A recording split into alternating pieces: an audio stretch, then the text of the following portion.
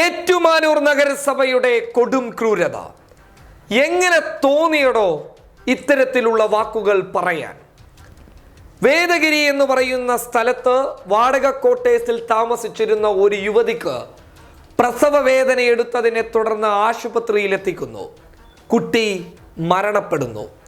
നവജാത ശിശുവിൻ്റെ മൃതദേഹം സംസ്കരിക്കാൻ വേണ്ടിയിട്ട് ഏറ്റുമാനൂർ നഗരസഭയുടെ പൊതുശ്മശാനം വിട്ടുതരണമെന്ന് പോലീസ് ഉദ്യോഗസ്ഥർ ആവശ്യപ്പെടുന്നു. വിട്ടുതരില്ല എന്ന് ഏറ്റുമാനൂർ നഗരസഭ പറയുന്നു. കാരണം ആ യുവതി മറ്റേതോ പഞ്ചായത്തുകാരിയാണ്.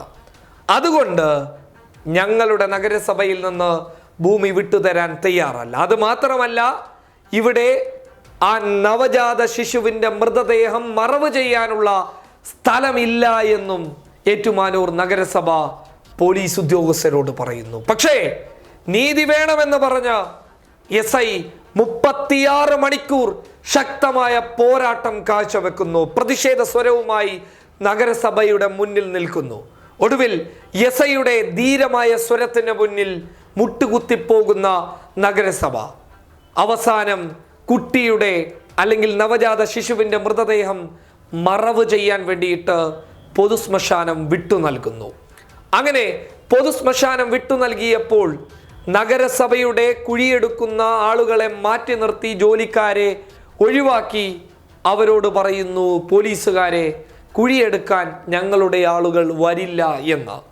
അവസാനം SI തന്നെ കുഴിയെടുത്ത് നവജാത ശിശുവിൻ്റെ മൃതദേഹം മറവ് ചെയ്യുന്നു. ഇതിപ്പോൾ വാർത്തയാക്കപ്പെട്ടു കഴിഞ്ഞു. എന്തൊരു ക്രൂരതയാണ് ഏറ്റുമാനൂർ നഗരസഭയുടേത്!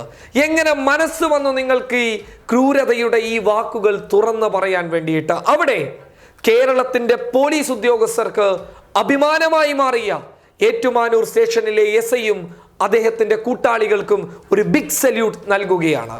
നീതി നിഷേധിക്കപ്പെടുന്ന സമയത്ത് നീ തീയാവുക എന്ന് പറയുന്നതിൻ്റെ യാഥാർത്ഥ്യമാണ് ഏറ്റുമാനൂർ സ്റ്റേഷനിലെ ആ SIയും ആ SIയുടെ കൂട്ടാളികൾ. News desk public Kerala.